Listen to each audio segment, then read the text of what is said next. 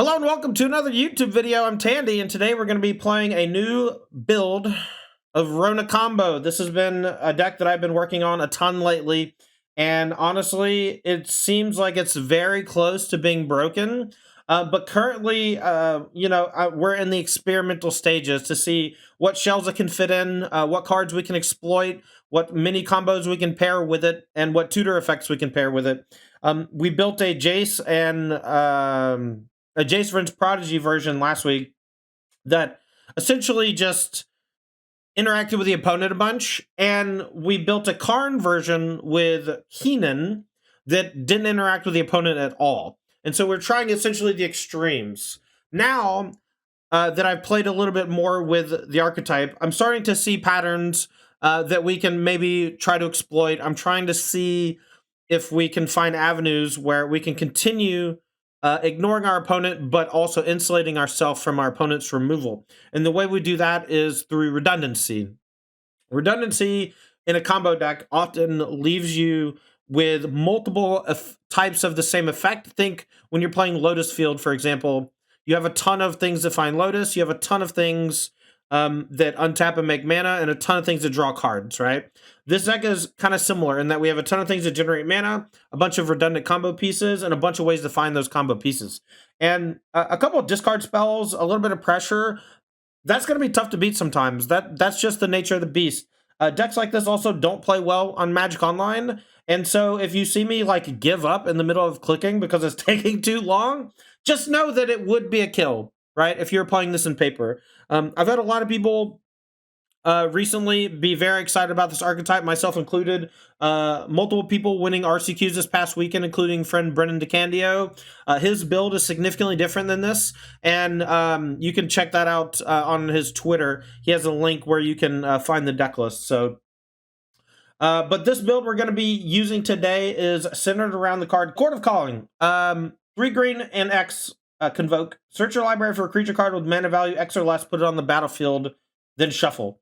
So, long story short, Chord of Calling, and any tutor effect for a creature that puts it on the battlefield, whether it's Finale of Devastation, whether it's the new invasion of whatever that goes and gets a creature, anything that can find Rona and then also act as our kill condition is essentially what I want. And what we are looking for is the most efficient version of that. And Chord of Calling to me is the more efficient one in a deck that plays like Keenan, Fae of Wishes, things that can be played to convoke. I love that Chord of Calling in a pinch can find Micromancer. We use Micromancer to go get Retraction Helix. We use Micromancer to go get something like Scheming Symmetry, and then that can search through our deck for another combo piece.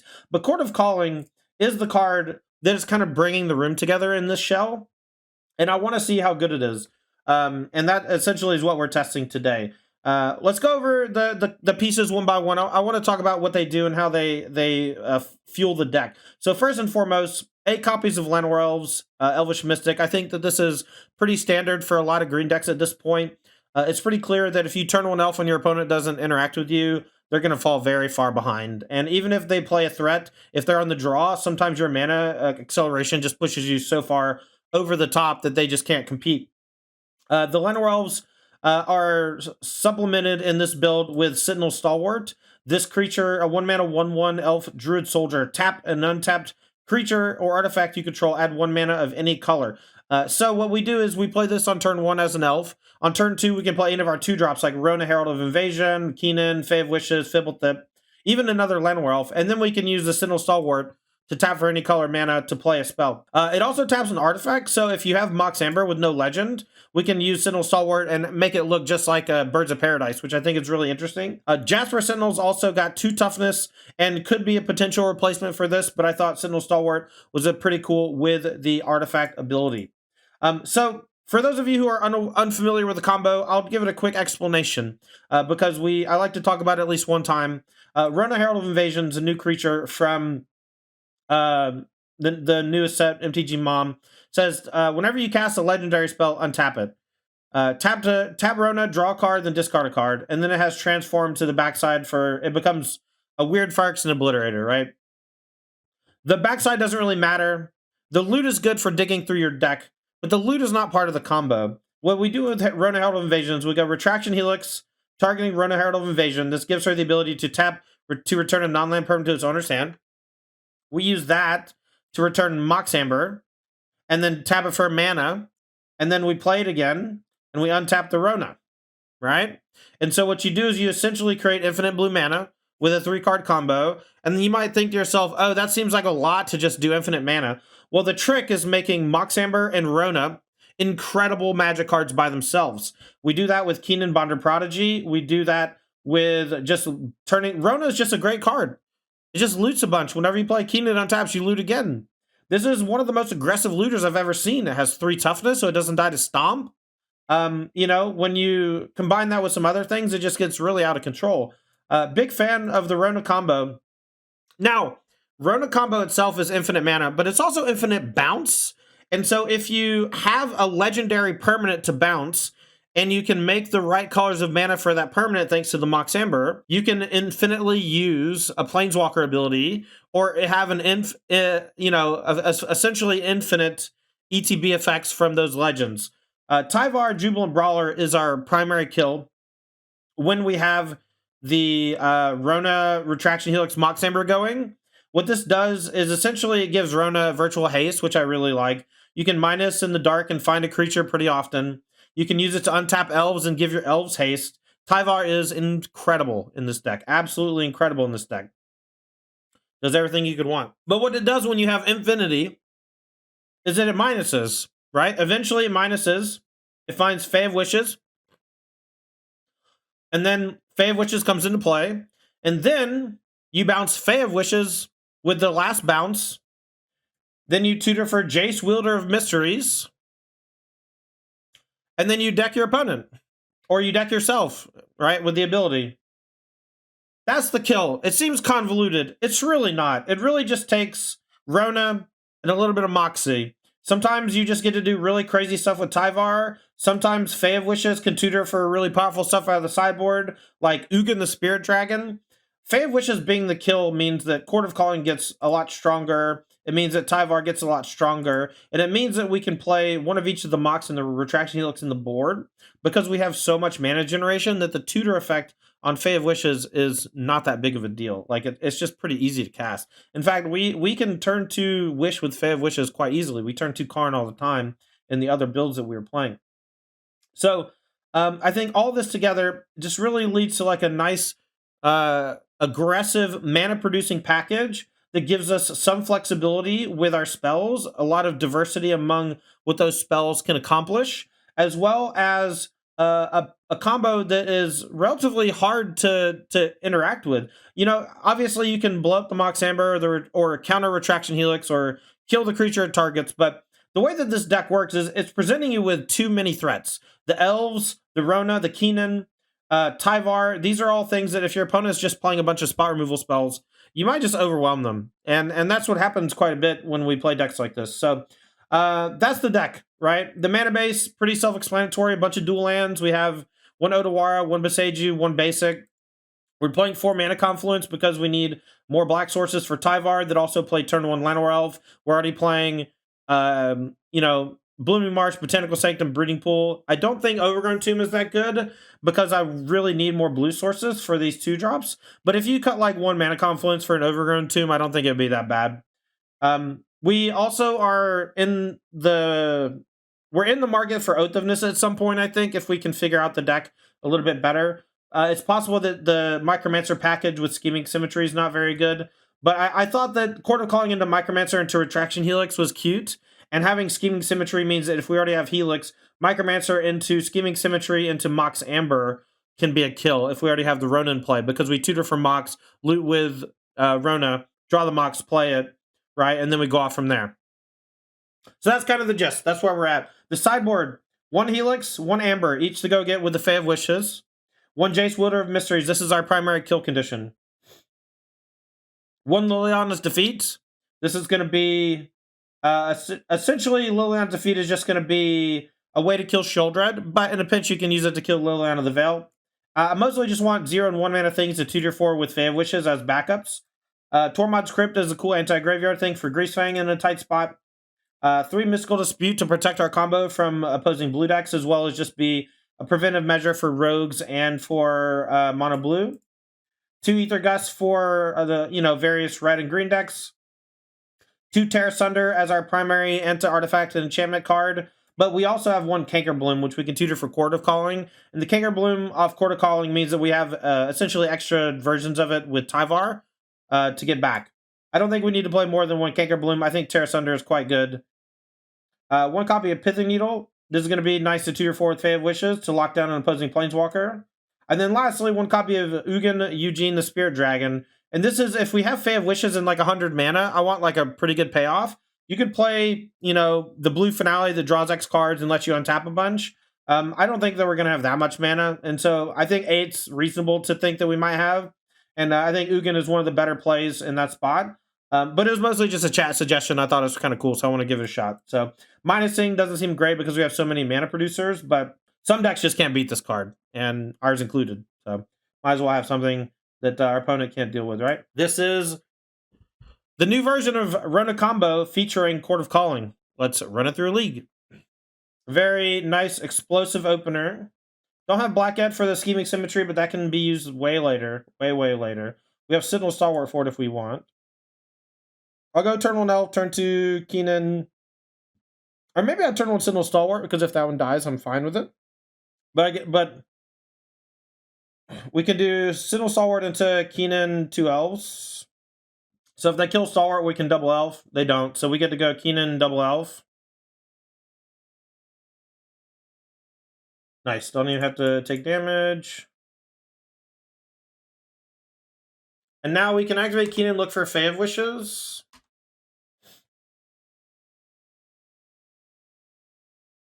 I'll probably double block the Hopeful Initiate if they just play something in attack.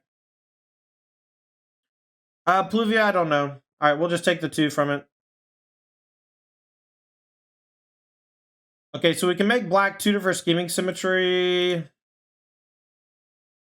Alright, so we can tutor. What do we tutor for with Scheming Symmetry? Just Fae of Wishes? We can go get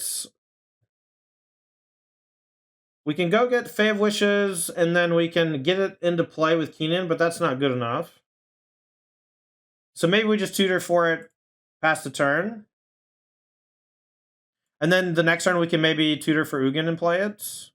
Or something similar. I kind of just want to activate Keenan.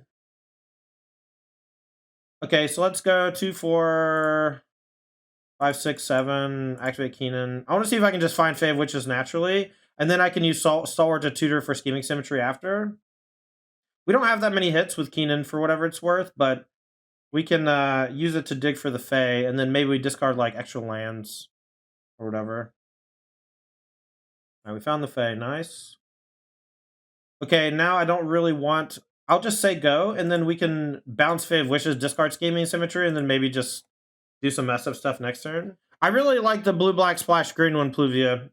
We'll be probably working on that later today. Thalia Guardian. See, this is what I like about this build. Thalia Guardian is not that scary. Is Keenan has a sorcery? No, but if I have Scheming Symmetry to shuffle my deck, and it's a sorcery, so I wanted to do that first, and if I missed, I was going to Scheming. Okay, so 2, 4, 5 for the Fae, and then 2, 3, 4. So what can we get that's scary for them? Maybe we just go get Eugene?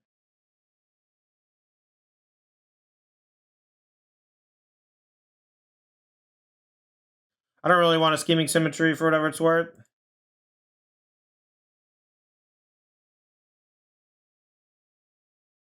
Alright, let's go get Eugene.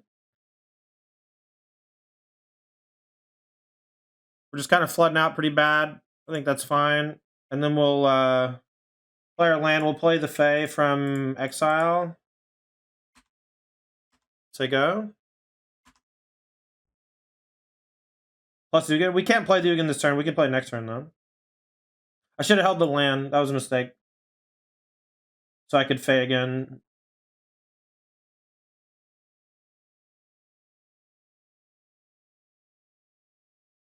I don't think that they'll be able to beat Ugin for whatever it's worth.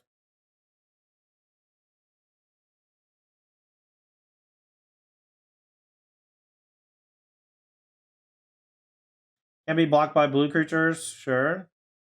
So 2, 4, 5, 6, 7, 8. 2, 4. So we need to keep the stalwart around. We can just jump here though now, maybe, since we're gonna lose it next turn.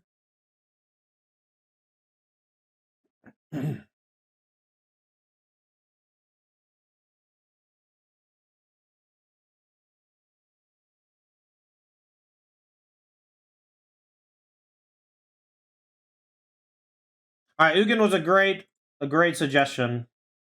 So we just do it for 2. Everything that got to 2 or lower. We lose our stuff too, but we have a Ugin.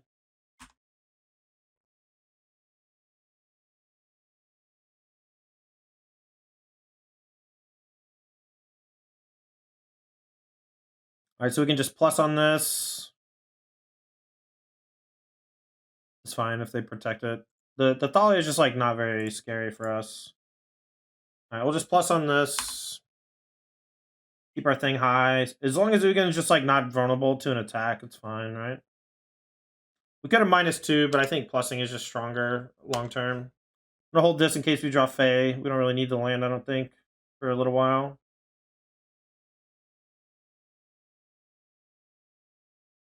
Shall I just let it hit? Just let it hit for 2. You can -3 if they play a 3-drop. Like, I'd rather just kill that, I think. Alright, so let's just plus on the recruitment officer. They're gonna tutor. We say go. We can chord for a 1/4 and block the Thalia. No, we can't. We can chord for 1, I guess.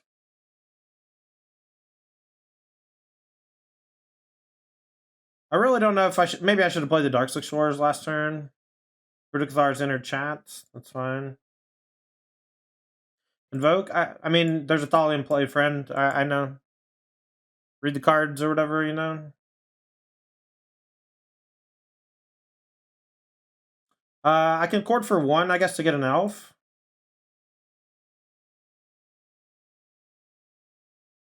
Actually, let's just let it go. I think I'm just gonna -3. Let's see, they hit Ugin for 4.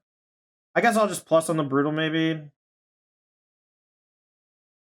Maybe I should have just like tutored for a 1/1 to play, but maybe we'll just plus on the brutal Cathar.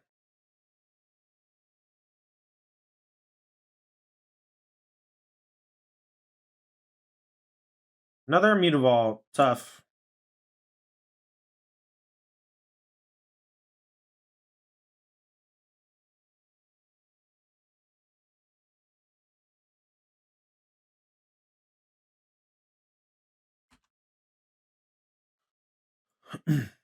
Alright, so we can chord for 1 if we want. I'll save it for next turn, probably. Maybe we choose to go get Rona. We can double block a Mutavault, let Ugin take 4, and then plus up to 3, kill Thalia. I think that's fine.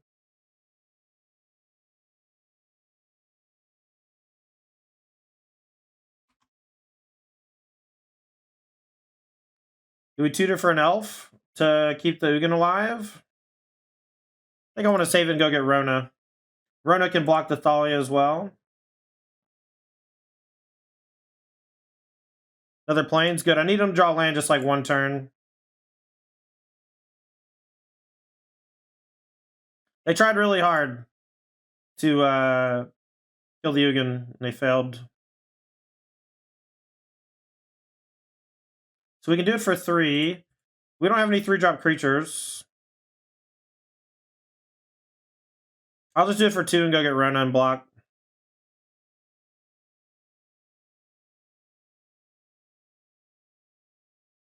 Oof, that's a good draw. So I look for a top card.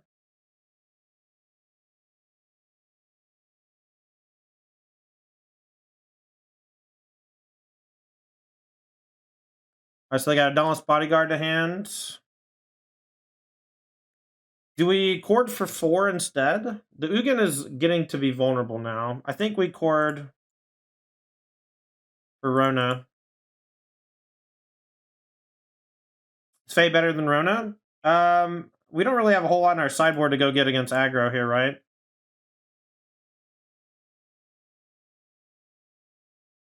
Yeah, flip Rona's pretty good. We can only do it at sorcery speed though, so keep that in mind. Alright, so let's go transform.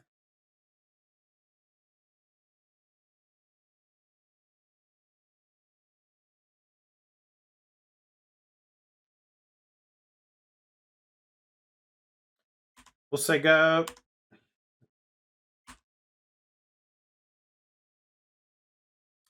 Can we bolt our Ugin Rona to cast the other Rona? I guess.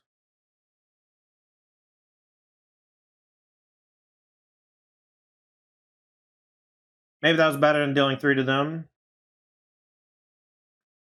They drew Adeline. Okay, so they can deal 3 to the Ugin. They're going to protect Knight Errant. Okay, that's fine. They'll sack the Dauntless Bodyguard. We'll plus on the token, play the other Rona. It's only going to go to take 3. I wish this did more on the backside. I wish it just became actual Fire Extinct Obliterator. It's like kind of annoying that the ability just like almost never does anything for me.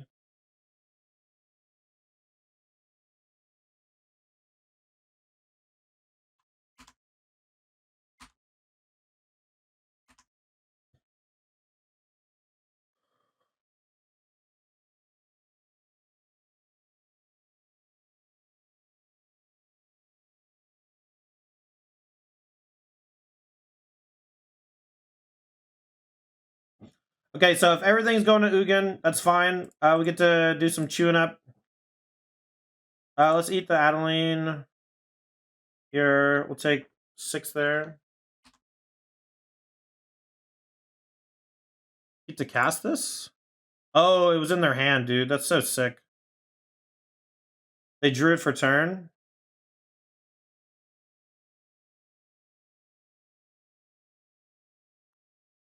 Okay. Smash with these now. We'll just turn the corner on them.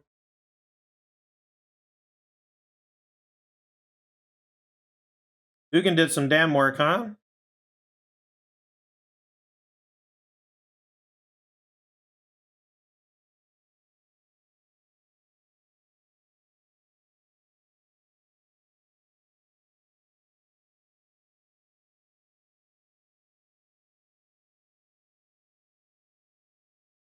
How's this working out so far? Well, this is game number 1, and we use Eugene out of the sideboard to do some serious dirty against Mono White. And I'm pretty sure we're going to win by flipping a Rona. So the combo aspect, maybe not as much, but the fact that we have alternate kills is great. Bought us like 8 turns? Yeah, no kidding.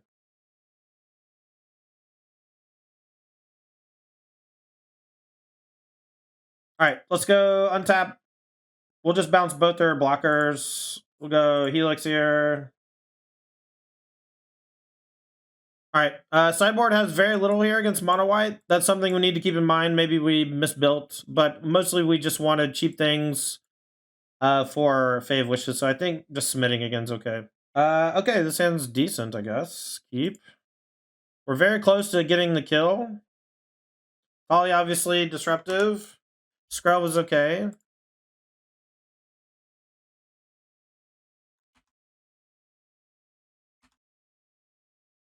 Stalwart's been okay.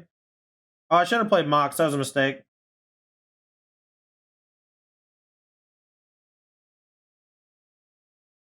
Just gonna block, I think, huh? Maybe not. Maybe I just don't care about Skrelv.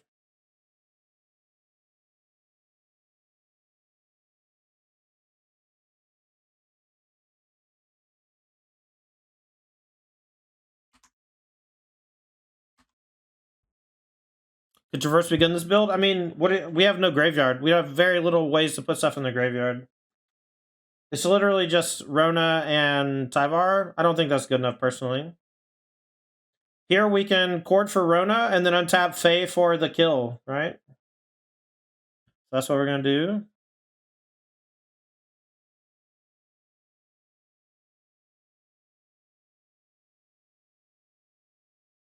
Okay, so this is free.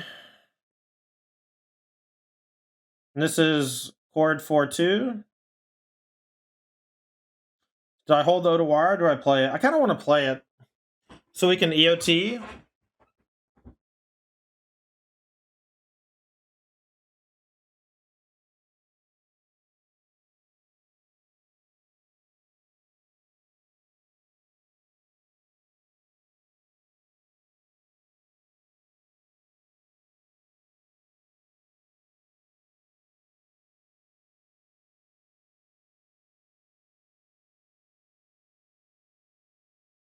Tandy, by chance, have you looked into Mox Combo and Arena? No, hearsay. It's not a program that I use too often. We do have people in our Patreon Discord. So if you join the $10 tier on Patreon, we have a testing Discord. There are people on there that I'm sure are playing it on Arena.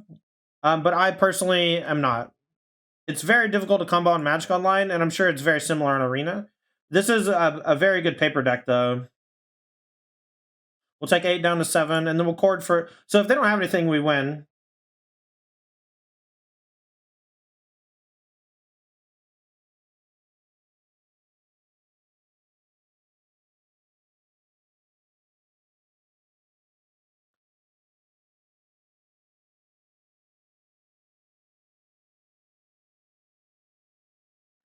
Alright, so blue...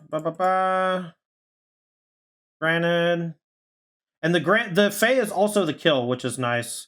Once we have infinite, we can bounce it. So they need some sort of 2-mana instant here to not be dead. So go for Helix. Helix on the Rona.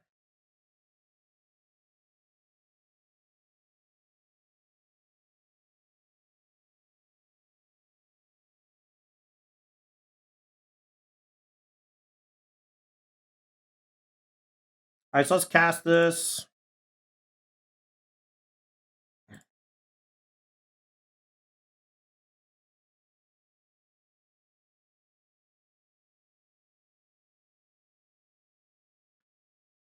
Alright, so kill... I'll just get Jace because I think it's faster, technically.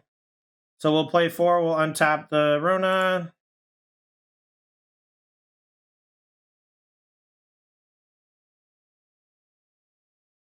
Alright, so let's go cast this. Let's go black for Scheming Symmetry, just to make this faster. Alright, let's go get Keenan.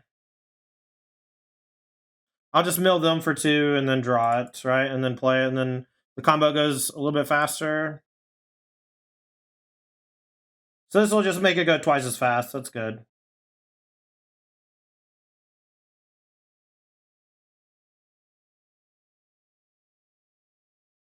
Alright, GG. Alright, I don't know that I want to do that again. I don't really want to concede the league, but I feel like the Jace kill is not sustainable for time. I feel like it took me about 8 minutes to combo there to churn through my whole deck, but this is proof of concept. That's all I give a shit about. I just want to prove that the deck works, and we beat them in game 1 with a flipped Rona, and we beat them in game... and Ugin the Spirit Dragon, and then in game 2 we beat them with the combo, and the Fae of Wishes was integral for both, right? Fae of Wishes looked really good there.